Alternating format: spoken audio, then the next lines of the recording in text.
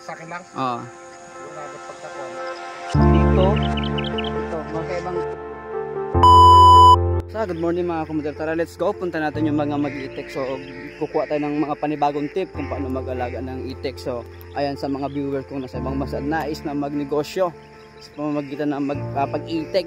Ayan, tara, puntahan pa natin. Ito yung ganito yung umaga dito sa itikan. So, lahat ng mag-itik ngayon ay kukunan natin ng camera. Tara, let's go. No, si Linon. So, kukunan natin ng camera yung mga itik.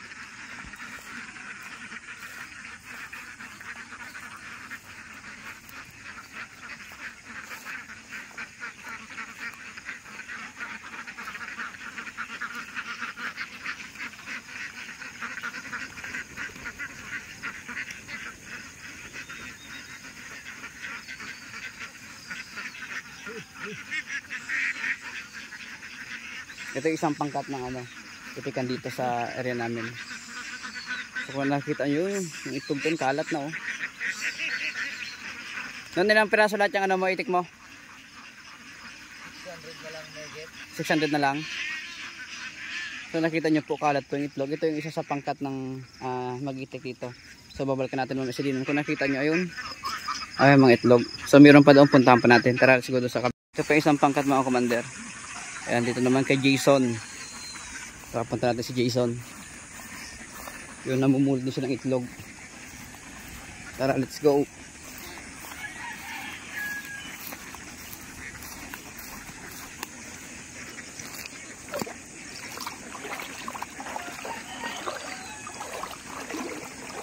Ayan, tatabi tayo ng ilog oh. Napakalinaw yung ilog mga commander oh.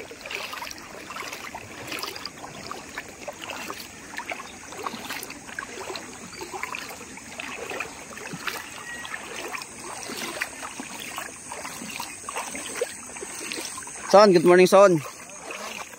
Ayan, ito naman yung isa sa may-ari ng itikan, si Jason. Son, ilang pirasong itik mo Son? 1,000. 1,000 daw yung kanyang itik, ayun yung itik niya. Ayun, 1,000. So ayan. Mamaya Son, mag-interview tayo Son, mag-video lang muna ako.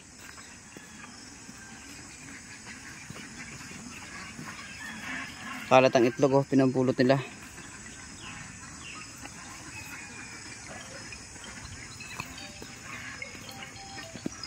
Ayun oh. Kaya ayun, dito pa lang kalat oh. Yan po yung mga itlog. Ito pa. Ito yung good. Kuya, good morning. Ayan, bibidyo naman tayo.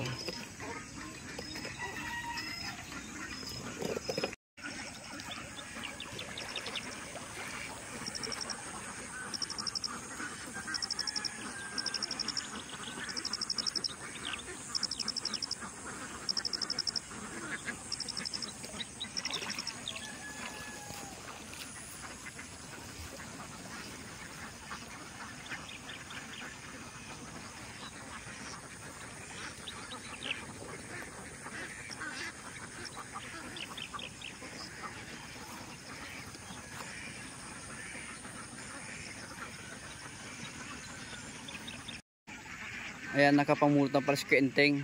So ito, bali nilibot ko yung pangkat ng mga mag-itik. Ayan. So bali ito yung napulutan ng Kenteng sa labas. Isang tray, isang case. Mga 300 siguro to.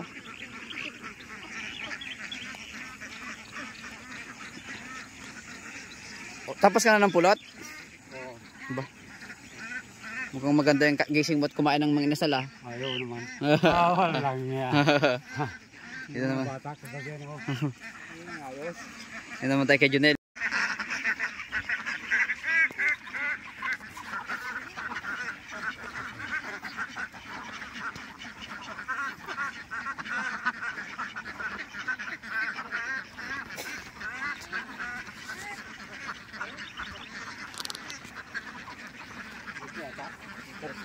Ha? Tulog pa. Na sobrang sa mga inasal siguro.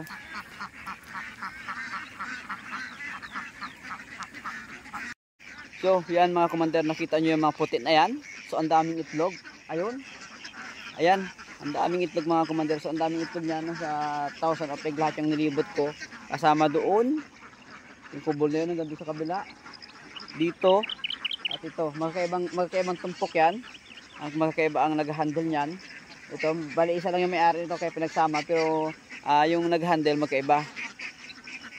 Ayan, good morning ha, good morning.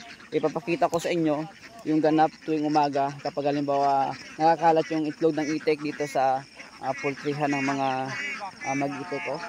Napakarami.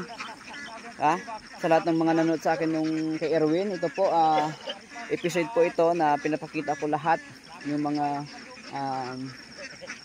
ganap pag halimbawa pag umaga at nakikita nyo yung mga itlog na nakakalat dito sa poultry. Napakarami mga commander. Ito ay pera po yun ha, yung itlog na yun, napakalaking pera niyan.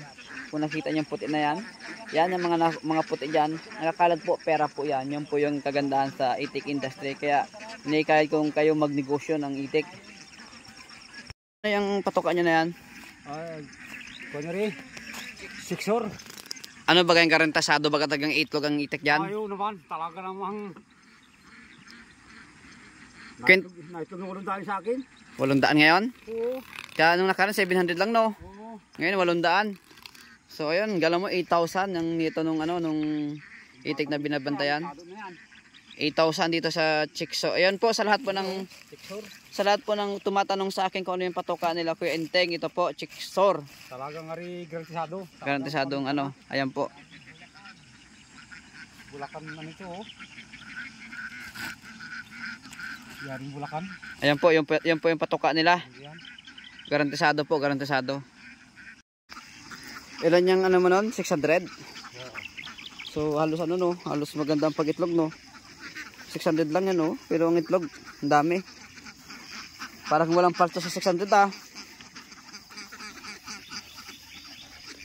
Ilang taon ka na nung mag-itik nun? 9 years. 9 years na siyang mag-itik oh.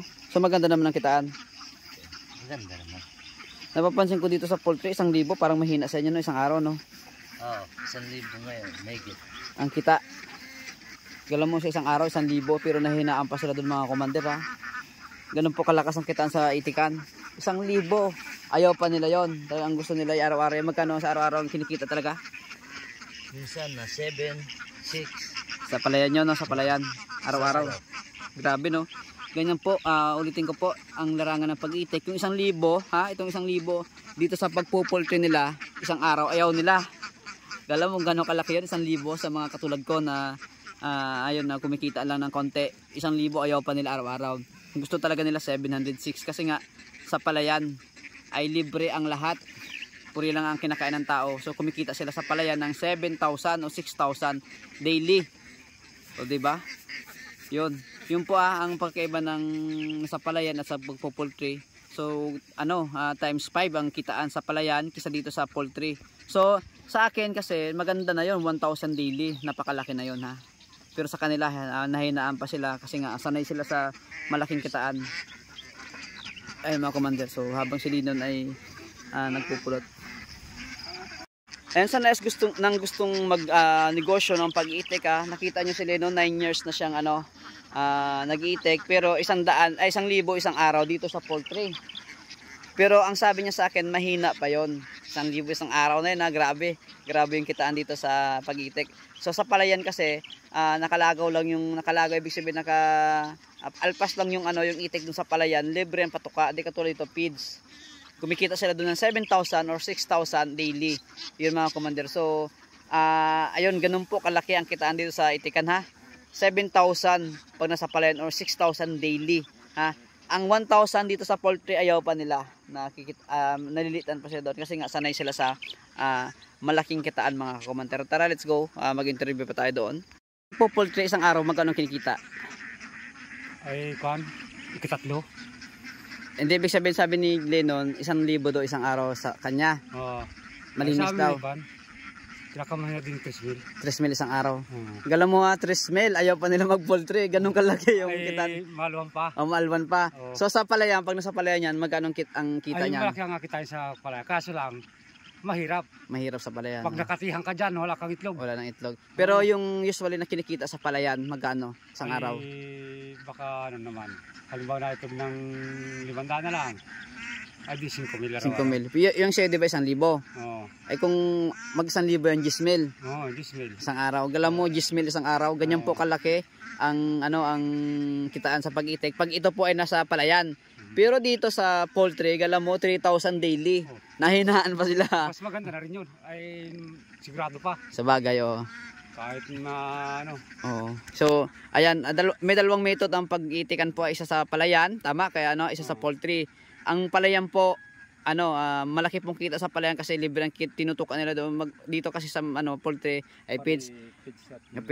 Pero ang kita ay almost doble sa palayan. Pero naman dito sa poultry, kumikita sila kuya, linis na yon 3,000. So napakalaki 3,000 daily. Araw-araw napakalaki pa rin talaga. Ganun po ang kalaki sa ang kitaan sa pagbi-business ng itik mga commander. So ako inihikayat ko kayo na kung may puhunan naman lang kayo, mag-business na kayo ng itik tapos tamang handle ng itik. Kaya ano po yung mga mabibigyan yung tips sa mga commander natin diyan na gusto mag-business. Maganda kung may pag poultry hangar ni magaganda kamalig. Gagawa ng kamalig pag sa poultry. Hindi ka pagod pag magpo-poultry ka. Miski malaki ang gastos, isang kita araw-araw. Walang problema. Walang problema, walang pagod. So ayan mga commander, sabi ni veterano na to, 30 years na siyang mag-itik. Ayan, sa palayan daw may pagod, pero malaking kita. Dito naman sa poultry, walang pagod, malaki din ang kita. Galam mo 3,000 daily, saan mo pa hanapin yun? Alis ng gastos doon. So napakalaki pa rin mga commander. Sa loob ng 3,000, sa loob ng isang buwan, magkano yun? Aba, di pintahin 90. Hindi, apat eh. Oh. So, 3,000, apat, 120,000. Oh. 120,000, ano ka? Ang itik mo nakasipti pa. Ha? Nakasipti pa ang itik. Pag mawala. sa poultry. Ayun. Kaya gusto nito sa poultry ni Quenteng. Ayun, tara. Si Junel. Ayun, si Junel. Interview natin si Junel. Kalang. Nel, kamusta naman ang pag-itik, Nel? Ito, ganito mag-itik. Yun. May paitlog, kikitain. Yun. Nel, sa pag-itik ba, anong mas maganda, naka-poultry? Ay, sa naka-poultry, ilang libo ang makikitain dito ng gusto mag-negosyo? Kung tusin lang, sa naka-poultry, minsan tabla-tabla lang. Minsan. Isa dito sa poultry. Kasi ang itlog, kung kuwan rin din yan sa pagkain, sa feeds din. Kunti lang rin ang kinikita din sa itlog. Pero ibig sabihin na magkano ang isang araw? Kung wala 1,000 ang initlog mo. Kung magkita lang na 1,000 isang araw, yun ang tutubuin. Isang araw na yon. Isang araw 1,000. Galam mo 1,000 isang araw, ayaw mo pa noon. Samantalang ang teacher at pulis ilan lang isang araw. Ganun kagrabe, ganun ang kalaki sakit ang kitaan sa pag-itik. Pag sa palay naman, Nel, palayan. Harap dito muna. Tigilin mo lang para magandang interview. Pag sa palay. Nahiya kung minsan na negosyo ay.